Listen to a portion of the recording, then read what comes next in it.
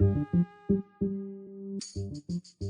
going to be a father. I'm going to be a dad. I'm going to do this thing that I've been afraid of, and I never thought would really be a part of my life, and it's going to happen. Hey everyone, welcome to the Life of Dad Show. Here in the Life of Dad Show, we talk with athletes, actors, entrepreneurs, CEOs, musicians, entertainers who've all made a name for themselves, but the one thing that is most important to them is being a dad. This week I'm very excited to share the interview I just did with David Dastmalchian. You might remember him from the movie The Dark Knight, Ant-Man. It's going to be in Suicide Squad 2. He also just came out with a new comic book miniseries from Dark Horse Comics called Count Crowley, Reluctant Midnight Monster Hunter. And besides all the accolades and all the great things he's done in the entertainment world, he is a great father. You're going to love his take on fatherhood. But before we get into it, here's a word from our sponsor. This week's show is being brought to you by Ototip. The hazards of using cotton swabs are well publicized and include the risk of eardrum damage, wax buildup, infection, or even partial hearing loss. Rather than remove wax, cotton swabs often push dirt and debris deeper inside the ear. Ototip is an affordable and green alternative to cotton tips. Ototip's patented spiral spin technology provides you with a safe, gentle way to clean your ears to minimize the risks posed by cotton tips. The reusable silicone tips remove wax effectively without leaving product remnants behind and are shaped to protect against damaging the eardrum when in use. Tips are available in small and large sizes, making Ototip safe for use by the entire family ages 3 and up. For more information, visit clearinc.com/LD. That's clearinc.com/LD. All right, let's get into it. Here's my interview with David Dastmalchian. Enjoy.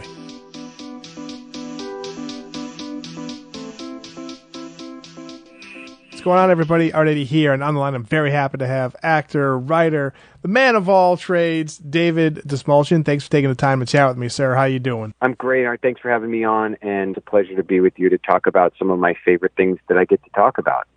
Yeah, man, no doubt. We're going to talk about acting and fatherhood in a quick second, but first, I got to say congratulations on your new project. It's a comic book miniseries called Count Crowley, Reluctant Midnight Monster Hunter. Love that title.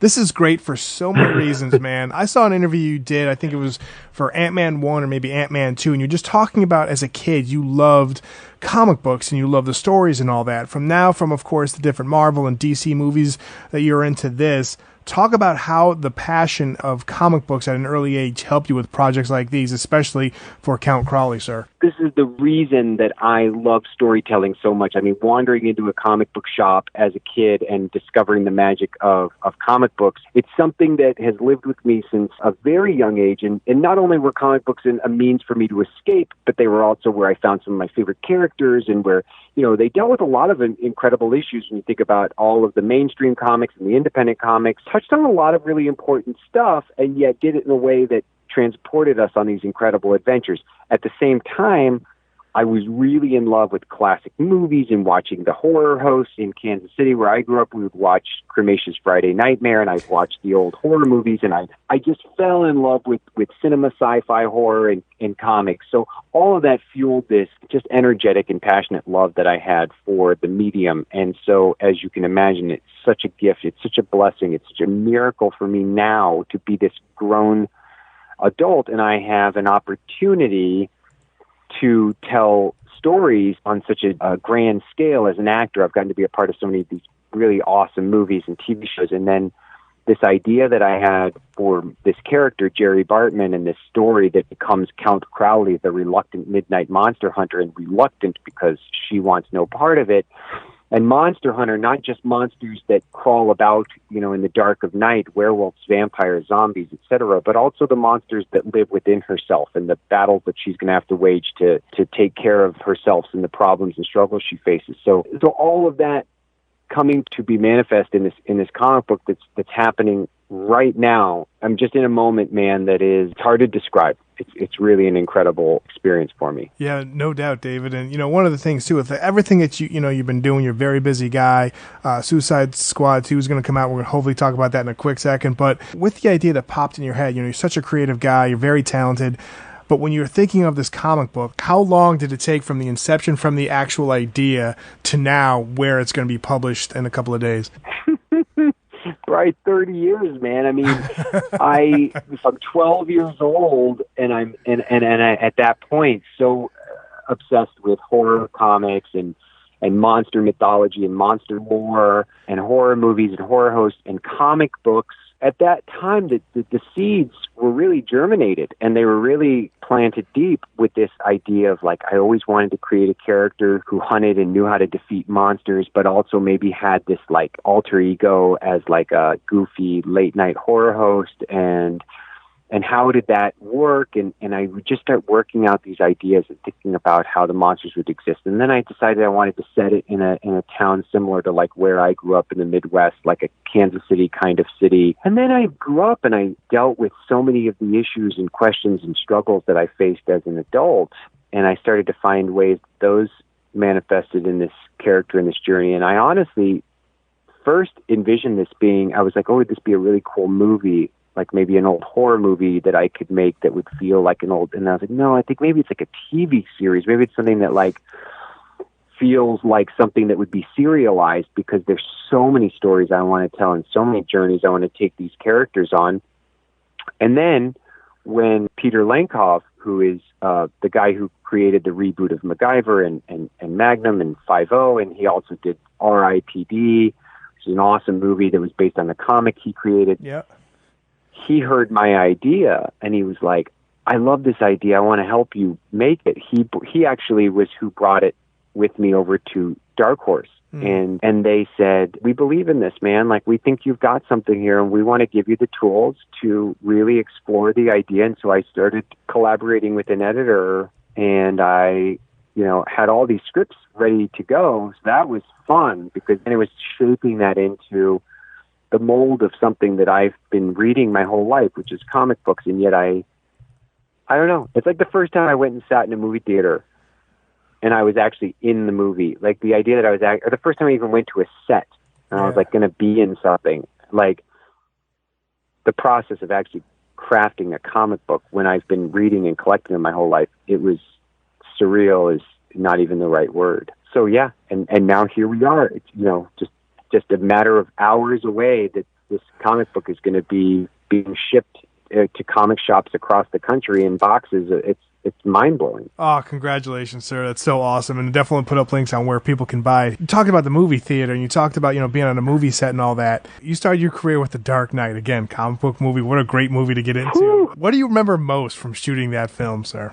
Oh, I had gotten clean and sober in 2002, May of 2002. Thank you. And then I spent many, years like learning how to live a life of recovery, refining my journey and my spiritual path, and then taking care of myself, and then writing again. And I was getting back on stage, and I was starting to do theater. And then all of a sudden, here it is, the spring of 2007, I was given this opportunity to audition for this movie. And, anybody who knew me at that time was like, wow, that must be so mind-blowing for you, because here I am auditioning for a Batman movie directed by Christopher Nolan, who I'd loved his Batman Begins. And when it all happened, and when all of a sudden I'm standing there dressed up like a police officer at this, honor guard scene with the entirety of Gotham at the funeral for the previous commissioner, I'm standing next to the Joker. I'm standing next to Heath Ledger, the greatest performance of the Joker ever brought to screen, standing next to me. And it dawned on me, I'm standing there, I go, first of all, there's an alley that I could see with my eye where I had parked my car and both shot up and slept when I had been a practicing addict. Yeah. And then about 5 blocks from where we were shooting that scene was my favorite comic shop in Chicago called Graham Crackers Comics downtown, that I would right off of Michigan Avenue, where I used to go every couple of Wednesdays when I would get my check from work and buy my favorite comics. And so that's a moment I'll never forget. I'll never forget just standing there and thinking, God, you're so good. This life is such a journey, and I'm so blessed. And I said to myself then, appreciate this moment. This could be over, and then it's back to your day job and back to hopefully getting some more plays. Who knows? Yeah. I didn't see that as like, wow, now this is going to set me on this path that's going to, all of a sudden I'm going to be with Denis Villeneuve working on Dune, or I'm going to get to be an Ant-Man with Paul Rudd. Like, I never saw any of that coming. Or, oh my goodness, I'm going to get to walk into a comic shop and buy a comic book that has my name on it. Like, all those blessings, all those gifts that have come and grown out of that one experience. Wow. Still gets me emotional when I think about it. David, thank you very much for sharing that. I got chills when you were talking about that moment while shooting that scene for The Dark Knight. You're at that crossroads where one alley was, of course, something you want to forget, but then also, too, you had the other side of the street where you thought about, getting comic books, and you're in a comic book movie. I love it, man, and I'm so happy that things worked out for you because it's just, you're a great actor, and you're a very creative person, and I'm glad things are coming to light like Count Crowley. Talk a little about, and especially with Marvel and DC movies, you got to be hush hush, but you play the role of Abner Krill, aka Polka Dot Man in Suicide Squad 2. Can you say anything, or can you just talk about your hopes for this character, I guess? Because I know you got to be like tight-lipped, but what can you say anything about this? Yeah. No. I first of all, there's very few things that are actually confirmed. So okay. I will tell you this, as somebody who covers this stuff, I'm fascinated for when all the real truths come out about who's in what, who is what, and what is what. James is a master of the whole. The movie's already begun. Do you know what I mean? Like he's already got he's such an incredible storyteller. I obviously what I did know, if I did know it, how I could tell it, or what I would say is all locked into some kind of crazy, nebulous world. But I will say that there is no one better, all caps, bold-faced, strongest font you've got. There is no one better to tell these stories than James Mother effing Gunn. He's a gift to all of us who grew up loving the world of genre storytelling, superheroes, horror, the supernatural, taking characters and ideas that many people would either laugh at or look at as just kid stuff. And he recognizes and saw in that not only the power of entertainment, but the power of telling really emotional, meaningful stories. Yeah. The way that mythology does. He's like one of our modern myth makers. So, I mean, that's about it, what I could say on that. And then, I've got Dune coming out in 2020 by the genius Denis Villeneuve, and I get to play Piter de Vries in that, which is one of the hardest and most awesome characters I've ever gotten to play. And I also just literally within hours ago wrapped my last scene of Reprisal for Hulu, which is going to be unlike anything anybody has seen on television before. And the creator of that show is another just such a gifted writer who his name's Josh Corbin, and he's created something that is it's really really cool to know that I get to be a part of this guy's first show, because I think he's going to have many cool things in the future, and I'm really lucky that I get to be part of his first big show.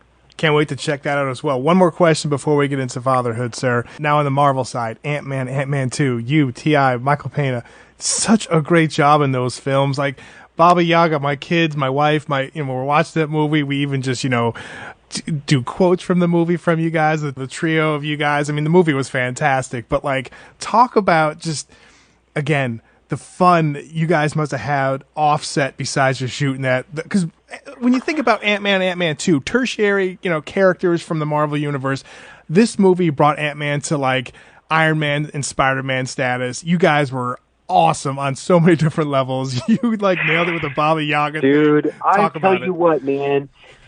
It all starts with Peyton, man. The guy is as big of a comic book nerd as you can hope to be helming one of these things. He's got the best energy and attitude about the stuff. And then you put, Paul in there, who it's like, who saw that coming? Whoever was like, oh my God, this genius comedian, this great actor, Paul Rudd, who everybody loves, is going to be an Avenger? What? And going to work, when I work on those movies, it's some of the most fun. The only thing that I really screw up a lot with those movies, and it's hard, is not breaking, because they can get me so easily, and laughed and ruined some really good takes when Pena and Rudd and T.I., everybody get going and they start flying with the improvs and stuff, man. I just have to just grit my teeth, hold on, and try not to laugh. And like the Baba Yaga, the writers, they wrote this great thing, this bit about the Baba Yaga, and we were shooting it, and it just started to grow and grow, and they doubled down on it, then they tripled down on it, Then we went and even recorded the song. It's on the soundtrack. It's like, and you know what, man? It's. I'm really proud of the movie. It's like I've done so many films and things that I'm really proud of, but like even The Dark Knight is just too dark for me right now to be able to share with my 5.5-year-old son or my 2-year-old daughter. I think, it's too scary. Prisoners. I mean, so many Blade Runner 2049, a lot of awesome things that I've been a part of that I can't wait for my kids to be of an age where they can enjoy them. But when it came to Ant-Man and the Wasp, my son was 4.5 when it came out, and we went to the theater together. And we watched this movie, and he laughed so hard, and he was jumping up and down, and he was so excited, and he was so proud. And I think that the Pyms and the family relationship and the dynamic, between Hank trying to find Janet and Hope Van Dyne and her relationship, with her parents, and Scott Lang and his relationship with his daughter and his ex-wife. And even though there's divorce that's a part of that story and the parents are no longer married, they don't have to be enemies, and they're still a family and they love each other. And then you even see with Ghost and with Lawrence Fishburne's character, who's become kind of her surrogate father, you see the pain of pulling families apart and of the pain of separation and the power of unity and bringing families together. And I felt like there's a really beautiful message in there and why family is important, No doubt, man. I totally agree. And speaking about family, man, let's go into fatherhood. When you found out you're going to be a dad for the first time, what was going through your mind, sir? It was going through my mind that there was $300 in the checking account. I was making an independent movie called Animals, which is one of my proudest achievements. It's a very personal story about a young couple that are addicted to heroin, just as I had been addicted to heroin. It was the first film that I wrote that was produced. We were in Chicago making it on a shoestring of a shoestring of a shoestring budget. My wife, who at the time was my fiance, who is not in the film industry. She's a very talented artist. Evelyn Lee, her professional name in her business is called The Painted Line. She's a designer and a muralist and a painter, but she was working on the film just to help us because everyone was basically working for free or peanuts. And it was fine because we said, this is the time in your life when you do this. You don't, I had shot Prisoners. I didn't have jack for money, and who cares? It's like, this is the time you go make your passion project, you do your movie. It's like, we literally said out loud, like, it's not like we have kids, we can take risks like this, we can do something like this. And then, days before filming started, we found out that Eve was pregnant, and I was scouting a location. We just lost a major location for our film. We'd lost a tiny bit of financing that we thought we had in place to secure making a $180,000 feature film, which is, if anybody has ever made a feature film knows how nearly impossible that is. I had lost about 50 pounds for the role, so I was feeling very weak, and we were looking at a location, and I drove them to the psych facility where I had been treated when I nearly lost my life to both my addiction to heroin and my depression. And my wife called me, and I answered the phone. I heard in her voice before she even told me, I knew that my life was changing in that moment. And I started crying, and she said, I'm pregnant. Colin Shipley, who's one of my best friends, also is the director of Animals, was sitting next to me, and he didn't really know what was going on, but he was filming all of the behind the scenes, stuff. So he's filming me on the phone, and I'm crying, and all of my problems, all of my earthly concerns, and this worry about money and finding a location or this thing, this little thing, everything just lifted, and I rose out of myself for a moment, and everything went into perspective. I had this great peace that overcame me, and I said, oh my goodness, I'm going to be a father. Like, I'm going to be a dad. I'm going to do this thing that I've been afraid of, and I never thought would really be a part of my life, and it's going to happen. And I can only attribute it to God and God's peace. It's like peace overcame me, and I just felt like, I don't know how to describe it, man. Like, I just was like, okay, let's make this movie. Made this movie. It nearly killed me. 5 weeks later, and Eve and I ran to the courthouse, and we had to get married now because I needed to get her on my insurance so that I could make sure we're going to be okay. Yeah. And we made this movie, which, we made no money. And during the time that movie had been in production, the movie Prisoners came out in theaters and got me a lot of attention. And I came back to Los Angeles going, I don't know what we're going to do. And phone calls just started coming in with opportunities to go work on television shows. And then I got to audition for Ant-Man. And right before my son was born, I got the call. The director at the time was Edgar Wright. He was going to be directing the film, and I got the call that he wanted me, and I was cast in Ant-Man, and the miracles just haven't stopped. And all this fear that I had of fatherhood, and this fear that I had of, am I going to mess up? Am I going to screw this up? Or how am I going to do this? This courage came. I don't know where it came from, but it came up. And I know where it came from. I guess the confidence that rose in me, and the peace that it was going to be okay, was no matter how much I screwed up, I knew that I had been blessed with the best partner for this journey, and my wife, and that she was going to continue to hold me to a higher standard as a man, as a father, as the person I needed to be. She was going to came talk about it. Like, she was going to bring me up, and she did. Oh, such an awesome story. And again, thank you very much for sharing. I love hearing that. And two more questions before I hit you up with the fatherhood quick five. Just talking to you, you have this idea of just hard work, and things are going, things will make it if you keep on putting the hard work in, and it shows through the different things you're doing in, the comic book series, different movies. But besides hard work, and your kids will see that as they grow older, talk about some of the other core values you look to instill into your children as they grow up. Right before Arlo was born, even I sat down, we had a long conversation. We really thought about it. And we said, what is our goal? Because it was driving us crazy. People kept saying, well, I just want my kids to be happy. I just want my kids to be happy. And I used to hear that a lot when I was a kid. I just want to make sure my kids are happy. And I thought, that is one of the big lies that people can be told or tell themselves. Because life is a beautiful, incredible journey. But man, if you think that it's just about being happy, then you're on a fool's journey, because happiness is a huge part of the human experience, but so is sorrow, so is loss, so is failure, so is defeat, so is hilarity and laughter and all the rainbow and the spectrum of the human experience. So to say, and I felt like a failure a lot growing up, because I think that was one of the struggles with my depression, was feeling, why am I not happy all the time? Why am I not happy? TV tells me I'm supposed to be happy all the time. I thought I was supposed to be happy all the time, and that's a lie. That's BS. That's not the journey. So we threw that expectation out the window, because we said that's unrealistic, and we're going to be failures if we think our kids are going to be happy all the time. What are they going to be? They're going to be, this is what we landed on. We're going to do our best to raise children who are kind and who are independent. I want to raise children who can take care of themselves, who know how to take care of themselves and others. And I want children who are kind. I want children who live with love first in their hearts. And I want kids who see the best in people around them. I want kids who are not fearful.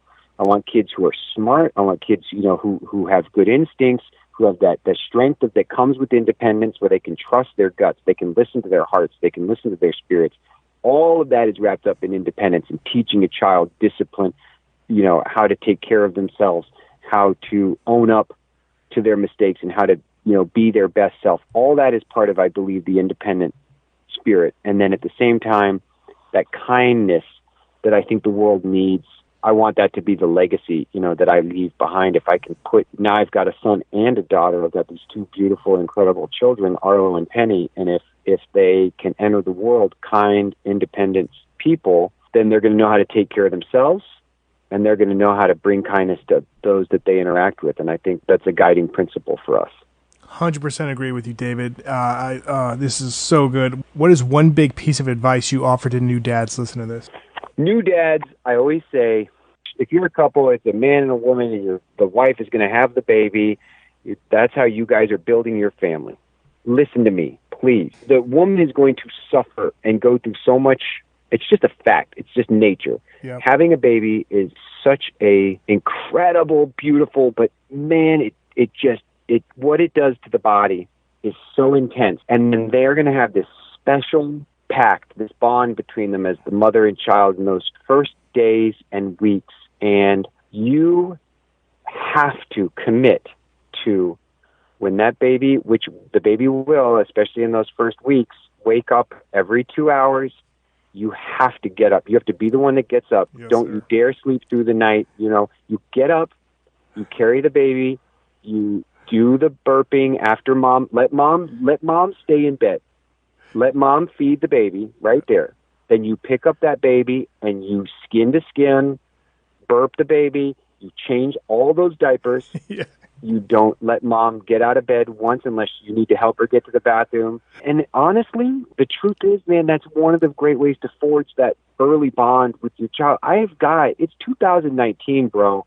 And I have guys that say to me, well, I don't change diapers. Or they look at that like, and I'm like, dude, I'm sorry, but man, you are so up the creek, dude. You have no clue what you're doing. It was such an awesome thing for us to have for my wife. Like, it sucks at 3 and 4 in the morning when that little thing needs to be fed. But is that fair that she's got to be, her boobs hurt and the thing is clamping on and she's got to feed and then you're just going to lay there and sleep? No way, man. You better get up, go walk around. And then when that baby can't sleep, let mom sleep, bro. Yep. Let her sleep. You really take the initiative and come up with a strong plan on sleep training. Don't put off the plan for sleep training.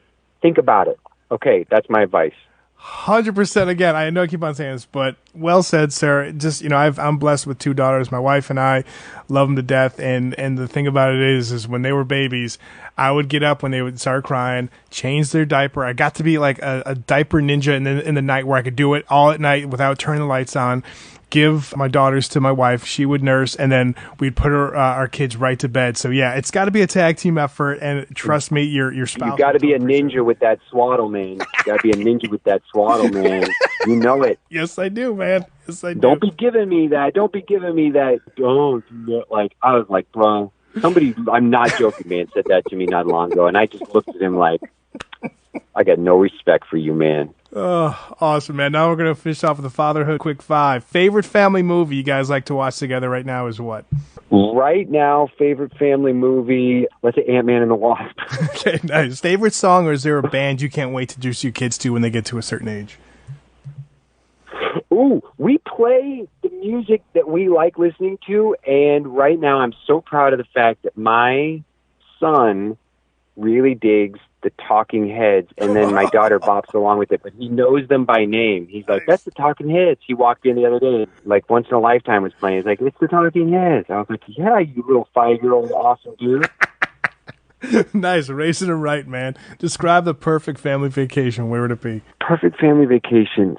Somewhere where somebody makes all the meals for us and cleans up after us. I don't care where it is, man. If somebody will provide the food and then clean up after, it's like, actual dinner time, and we commit to trying to sit and have dinner together as a family with our crazy schedules as much as we possibly can. And even when Eve and I have a dinner that we're going to eat by ourselves later, we sit with them at the dinner table. But like, the 20 to 25 minutes that is mealtime is actually a full hour, because there's 20 to 25 minutes prep time and then getting their butts in the seats and to sit down and to stop doing whatever craziness they're doing. Then there's the 20 to 25 minutes to pick up all of the mac and cheese that's stuck to the ceiling, the strawberries that are under the thing. And it's like, oh my goodness, that's a vacation to me to be. And we did it. We went to Cabo to like one of those all-inclusive resorts, and it was such a dream, because you just show up and be like, we want quesadillas, and there's quesadillas, and then you just walk away. We just walked away. You left the mayhem behind us. David, you cannot fake the fatherhood in these answers, man. 100% true fatherhood right here. I love it. Favorite superhero of all time is, do you have one? It's close. It's really close. Well, I'll say Batman. Okay. Batman's my favorite super of all time, but I mean, it's really close, because I mean, Morbius and Moon Knight are my favorites. Wow. Nice. Like, I really, really, really, really love Moon Knight, and Morbius is also one of my all-time favorites. And then my favorite squads are goofy, but they're all over the place. I'm a big Avengers guy. I love the BPRD. I love, I love Hellboy, but I also love all the people that are part of the BPRD, and I love Creature Commandos from the old Weird War Tales. I thought that was such a cool group of super monster hero soldiers. And I the first series that I ever collected was the West Coast Avengers, which is a really goofy ragtag group of Avengers, which included, Clint, Hawkeye was one of the only more well-known Avengers at the time. Wasp was a part of it for a while. Hank Pym showed up for a while, but it was Mockingbird and Wonder Man and Tigra and yes. Such a goofy group. I loved them. Nice, man. True comic geek right here. I love it. And lastly, what are the top 3 words you hope your kids would use to describe you as a father? I don't know what the word is for always there for you, but if that's whatever that word is, they could count on me. Yeah. That word, I guess loyal is the right word. Loving. I hope they always think back on me when I'm long gone. Their memories that they were loyal, loving, and fun. I do. I have a lot of fun with my kids, man, and I hope that they're having even a fraction of as much fun being my kids as I'm having being their dad. Just talking with you, sir, I think they definitely are. People, make sure you follow David on Twitter at Dastmalchian. Go pick up his comic book miniseries, Count Crowley, Reluctant Midnight, Monster Hunter. It is such an honor to chat with you, man. Big fan of your work. Continued success in the future, and I'm so glad things are happening for you. And I love the fact that you love a fatherhood as much as you do, man. Continued success in the future. It's been a blast chatting with you. Thanks, brother. Have a great night. Thank you so much. Thanks so much for listening to the Life of Dad Show. You know where to find us, lifeofdad.com, and on Twitter and Facebook. Noise you couldn't quite locate or explain. Couldn't quite locate